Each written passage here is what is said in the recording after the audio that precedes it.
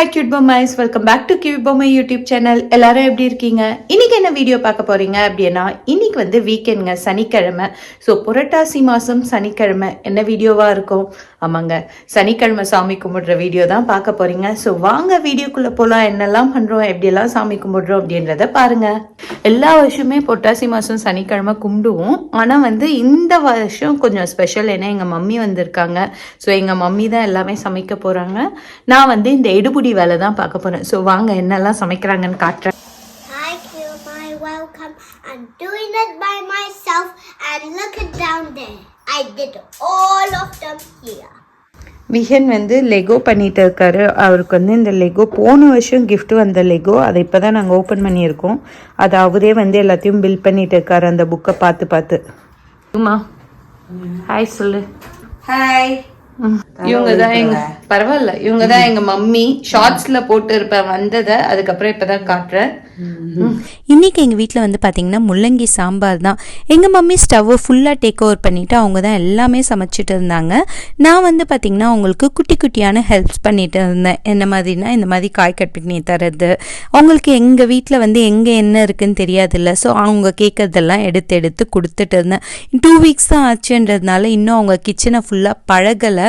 நான் அங்கங்கே திங்ஸ் வச்சுருக்கிறதுனால அவங்களுக்கு வந்து எது எங்கே இருக்குன்னு அப்பப்போ கன்ஃபியூஸ் ஆகிடுறாங்க. எங்கள் மம்மி வந்து சாம்பார் வச்சு முடிச்சிட்டாங்க. அதே மாதிரி வந்து வாழைக்காய் பண்ணிட்டாங்க, பாயசம்லாம் பண்ணி முடிச்சிட்டாங்க. நெக்ஸ்ட்டு வந்து கொத்தவரக்காய் பண்ணலான்னு ஆரம்பிக்கும் போது வந்து எங்கள் வீட்டில் ஒரு சின்ன பிரச்சனை வந்துடுச்சு.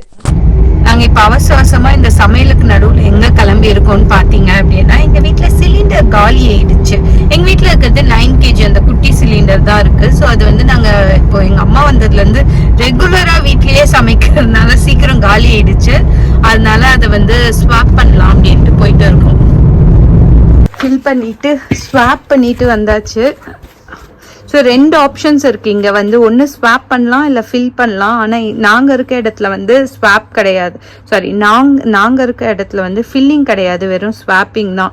ஸ்வாப்பிங் கொஞ்சம் எக்ஸ்பென்சிவ், ஆனால் அவசரத்துக்கு எதுவும் பண்ண முடியாது அப்படின்ட்டு போயிட்டு ஸ்வாப் பண்ணிட்டு வந்துட்டோம். குட்டி சிலிண்டர். ஆனால் இதுவே எங்களுக்கு வந்து நான் சமைக்கிற மாதிரி இருந்தால் 2-2.5 மாதத்துக்கு வந்துடும்.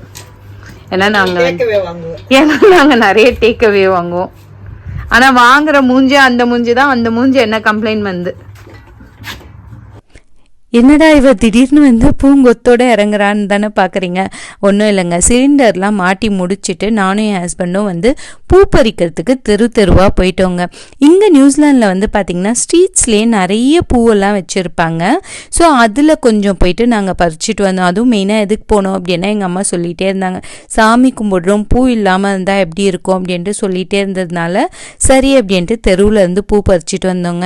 எப்பயுமே நம்ம வீட்டில் வந்து பூ இருந்துகிட்டே தான் இருக்கும். ஏன்னா ஒரு ரோஸ் செடி இருக்குல்ல, அதில் ஒரு 50 பூவாவது பூக்கும் ஒரு டைமுக்கு.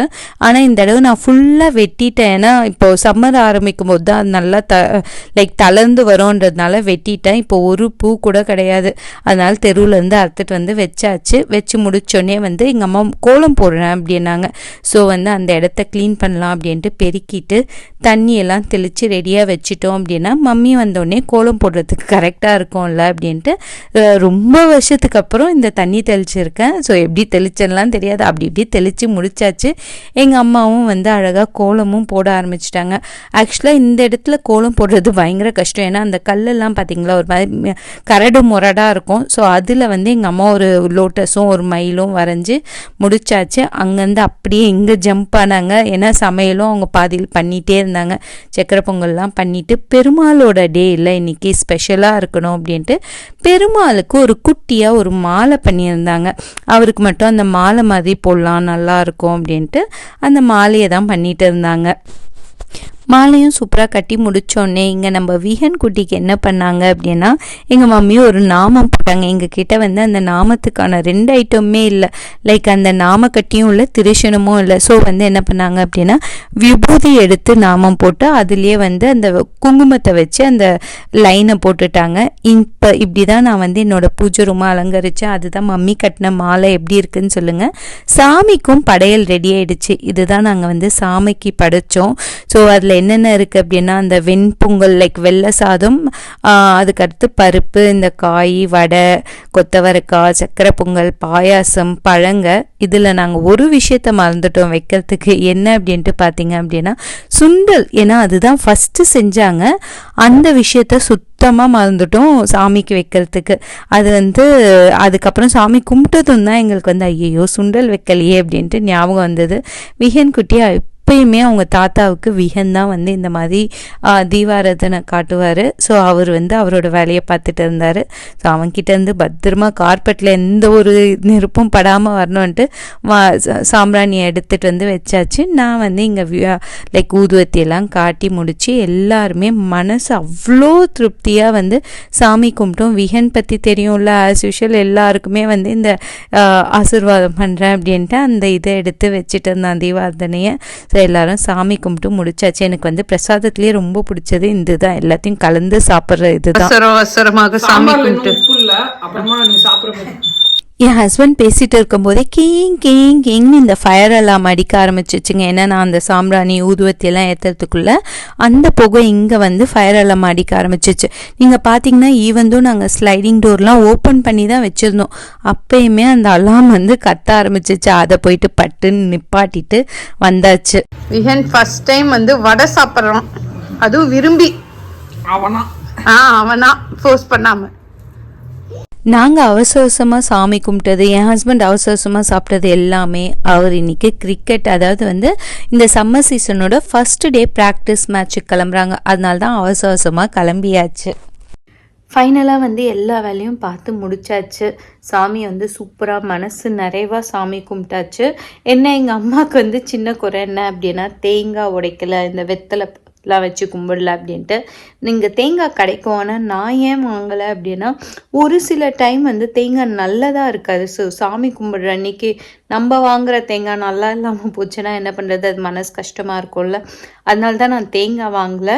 மற்றபடி வந்து எல்லாமே பண்ணியாச்சு. வாழை இலை கிடைக்கல, கிடச்சிருந்தா வந்து அதாவது இந்த ஃப்ரோசன் வாழை இலை ஃப்ரீஸ் பண்ணியிருப்பாங்க, அது வந்து கிடச்சிருந்தா அதில் தான் படையல் போடலான்னு நினச்சேன். ஆனால் அது கிடைக்காததுனால பிளேட்லேயே வச்சு படையல் போட்டாச்சு. பட் மனசுக்கு ரொம்ப திருப்தியாக இருந்தது. ஏன்னா எப்பயுமே வந்து நான் முன்னாடியே சொன்ன மாதிரி ரொம்ப கம்மியாக தான் சமைப்போம். ஆனால் இன்றைக்கி மம்மி இருந்ததுனால அவங்க தான் ஃபுல் சமையல். என்னென்ன பண்ணாங்க அப்படின்ட்டு பார்த்தீங்கன்னா சக்கரை பொங்கல், வடை, பாயாசம், அதுக்கடுத்து வந்து பார்த்திங்கன்னா சாம்பார், ஒயிட் ரைஸ், பச்சரிசி சாதம், சுண்டல், கொத்தவரக்காய் பொரியல், வாழைக்காய் பொரியல், இதெல்லாம் பண்ணாங்க. ஏதாவது மிஸ் பண்ணான்னு கூட தெரில, ஏன்னா நிறைய ஐட்டம்ஸ் இருந்தது. ஃபுல்லாக சாப்பிட்டு முடிச்சுட்டு எங்கள் அம்மாவும் விஹனும் தூங்க போயிட்டாங்க. எனக்கு மதியம் தூங்கி பழக்கம் இல்லாததுனால வெட்டுன்னு உட்காந்துட்டு இருக்கேன். நீங்களும் வந்து மறக்காமல் உங்கள் வீட்டில் வந்து இந்த புரட்டாசி சனிக்கிழமை எப்படியெல்லாம் கும்பிடுவீங்க அப்படின்றத வந்து கமெண்ட்டில் பண்ணுங்கள். ஸோ அடுத்த வருஷம் என்னால் முடிஞ்சால் அந்த மாதிரியும் நான் கும்பிட ட்ரை பண்ணுறேன். உங்களுக்கு இந்த வீடியோ பிடிச்சிருந்தா மறக்காமல் உங்கள் ஃப்ரெண்ட்ஸ் அண்ட் ஃபேமிலிக்கு இந்த வீடியோவை ஷேர் பண்ணுங்கள். ஸோ அதை விட முக்கியம் என்ன அப்படின்ட்டு பார்த்தீங்கன்னா என்னோட யூடியூப் சேனல் அண்ட் இன்ஸ்டாகிராம் பேஜை வந்து சப்ஸ்கிரைபும் ஃபாலோவும் பண்ணிடுங்க. ஸோ உங்களை அடுத்த வீடியோவில் பார்க்குறேன். பாய்.